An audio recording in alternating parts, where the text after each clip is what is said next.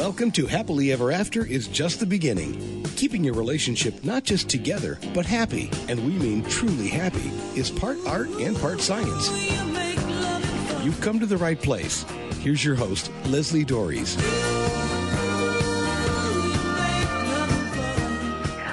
Why do you always? If you would just stop doing that, everything would be fine. You make me so mad. What do these comments have in common? They are all forms of blame. And if you engage in it, it will cause problems in your relationships. Why do you do it? And more importantly, how do you stop? Well, that's what I'm going to be talking about today with my guest, James Mapes. He is a sought-after speaker, a coach, an actor, and a best-selling author. He's a true Renaissance man. So, James, thanks so much for being on the show and talking about this. I don't know, is it something that people just don't want to talk about, blame, this whole thing? I mean, I'm not quite sure where to put this.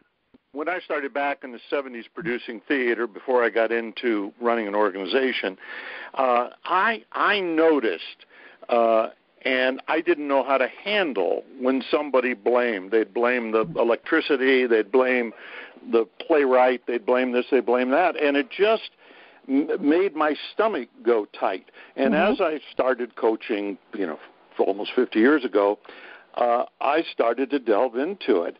And two things that are important for people to understand. When you blame, it comes from fear. Now, I should say that I believe there are only two emotions in life. So that's all my writings and teachings, and they're love and fear. And anyone who doubts that could categorize any emotion from hate to jealousy under one of those two. So when people are afraid on a subconscious level, now, people don't really understand what that subconscious means. But just for this short interview, that we'll look at it as if there's this little part of you. I call it the rider and the elephant. We're like this little rider on top of this big, unwieldy, emotional elephant. And the elephant's the subconscious, and we can't control it, but we can influence it. Right. And when it feels fear, then we try to shirk that responsibility or blame because it lets us off the hook, but it really doesn't. Right. So you wrote a recent piece that appeared on the Good Men Project entitled 7 Steps to Stop the Blame Game, which I love, and you took a very provocative stance that, and I quote, blaming others is an addiction, a habit of faulty thinking, and a cop-out from being held accountable. Whew, strong stuff. So what led you to this position that blaming has become a plague in the world? Well, because the world has become more fear-based. So in coaching, I may work with CEOs or politicians or just the average person. But people who come to me, and I don't advertise, it's just they're seeking to get unstuck from something. So that could be professionally, a relationship, emotionally, and every client that I have, eventually I get them to look at the addiction, which is because it becomes the comfort zone. And people probably familiar with the comfort zone. When you become comfortable in blaming, that's the, how do you put it, that's the stance that you take in the world. So, and the world has become more fear-based. So I said in the article, I remember something like this, that people blame the weather, politicians, political parties, God, it doesn't matter. Their partner, I mean, that's the obvious thing, another person. But people also hold a lot of grudges. And I think, as I wrote in the article, I think there's a secret pleasure that they get in blaming, because the attempt is to make others suffer so that they feel righteous. Interesting. Yeah, I mean, it's one of the things I talk about with my clients, that if you feel less than somebody else, you have two options. You can either work hard to pull yourself up, or you can chop them down. And I always say, which is easier? And usually the easier is to chop somebody else down. Yeah. So I think I don't know if you're familiar with Gerald Jampolsky. He passed away recently, but one of my heroes for decades, and he wrote a book called Love is Letting Go of Fear. Mm. And I've given probably 1,000 copies of this away, but there's one simple sentence: do you want to be right or do you want to be happy? Mm-hmm. And I say it all the time to people, and most of the time they get it. And every once in a while, like every year, they want both. I'd rather be right. Thank you. Yes. Well, and that whole right-wrong thing is such a horrible pattern, because I tell people, the only thing, yes, I'm going to say that 2 + 2 is always going to equal 4, new math notwithstanding. I'm sorry, I'm going to argue with them. But I got it. Yeah. But other than things like that, most of what people are upset about or in disagreement about or whatever, it's not about the facts. It's their interpretation of the facts. You talked about the weather. And it's like, we can agree that it's 85 degrees outside. Now, whether or not that's nice or hot or cold or whatever, now we're into this world of opinion. But it seems so challenging. And I love that you talked about it being fear-based, because what happens when our opinions or viewpoints or beliefs get challenged? Yeah, and everybody, again, wants to be right in their opinions. It's funny because I knew a wonderful man who's been was a friend of mine for years. I didn't know he was a billionaire until 40 years into our relationship, but mm-hmm. He was the founder of Danbury Mint of collectibles, and he very solid in his beliefs. He was on the National Review. It's amazing we were friends. We're opposite in our political beliefs, but mm-hmm. Later in life, when we were skiing together, he said to me, I can be swayed if the argument is reasonable and it's done without malice or anger. Mm-hmm. I can be swayed, and it has legitimate points to it. Right. And I was stunned when he said that, because, again, I figured he was so opposite of me in my political beliefs, which I thought was, mm-hmm. but he can listen. You listen. And that honors the other person. As you know, communication is mostly listening. So yes. And it's tough for some people who always want to be right. So you also say in the article that blame is self-limiting. Can you explain what you mean by that? Well, it's self-limiting because it allows us, by blaming, it gives us the wrong impression. It isn't even, it's deeper than that, mm-hmm. that we don't have to investigate our own faulty thinking. And we don't realize that we write the scripts of our life, based on our belief systems, what we've been taught.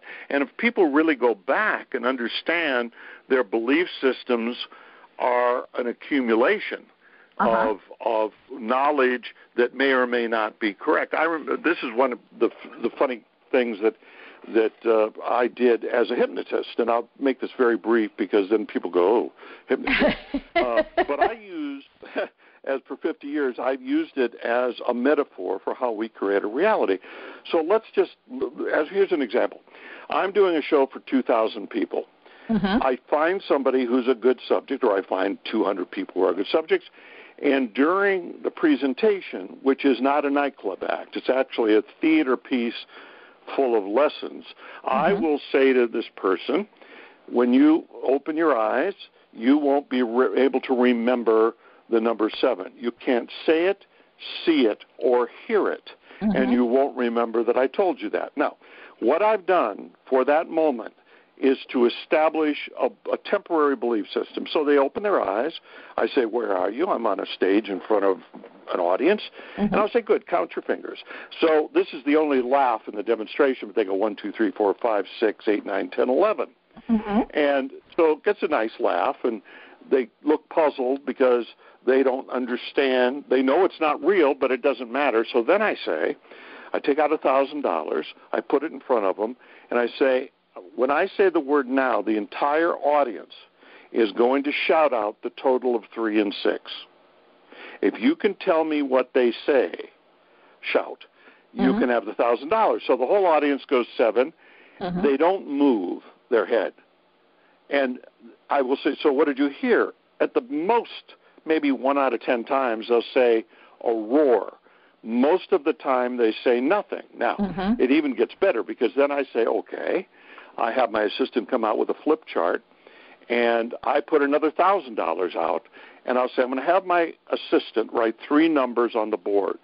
If you can tell me what the third number is, the $2,000 is yours. So first one is 5, the second one is 2, and then my assistant writes a 7, and they 25% of the time they don't see a number.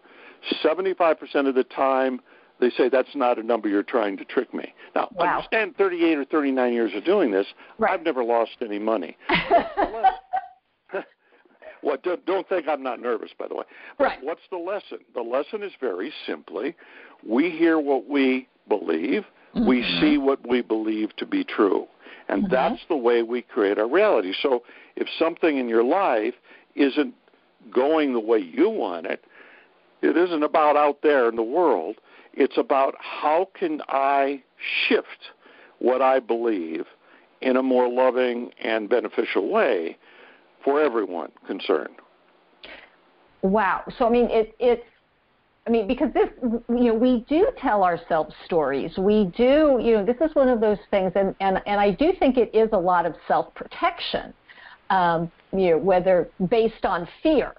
And, this idea that this person, my partner, my child, my neighbor, the person in the car next to me, is doing this on purpose to hurt me.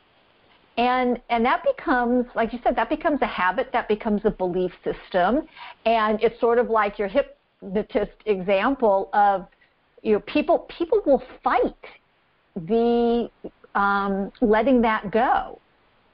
And it's a really interesting dynamic. And so, so is that what you mean by that it's self-limiting because it's like I just refuse to see this? Right, it's self-limiting because we don't see. Now, I won't say the truth because then the question is what is truth. But it's very difficult to understand and analyze and see and honor another person's point of view. So it limits our ability to be loving right off the bat, and it limits our ability to be I'm trying to figure of another word other than loving, but because it sounds too soft, too gooey, but it isn't. It's honoring someone else. Listen, everybody in the world wants to be right. Everybody in the world wants their belief systems honored. I go for helping people grow mentally, physically, spiritually, emotionally, and socially without making them crazy. It isn't about, it's funny, I got a little trick because we're very social and because of my profession. And so if somebody kind of attacks me and makes me wrong, I've got the perfect answer that shuts off the conversation. You're right. I've used it thousands of times. And they go, well, wait, does that mean I'm right? You're right. You're right. Does that mean you're wrong? No, it means you're right. I never have anybody go that far. Right. But it shuts people up. It's like, I call it Aikido communication. Aikido is a martial art where you use the person's energy against themselves. So if somebody pushes me, I don't resist. I go backwards and they're going to fall. So it's part of my, my lessons of communication is Aikido.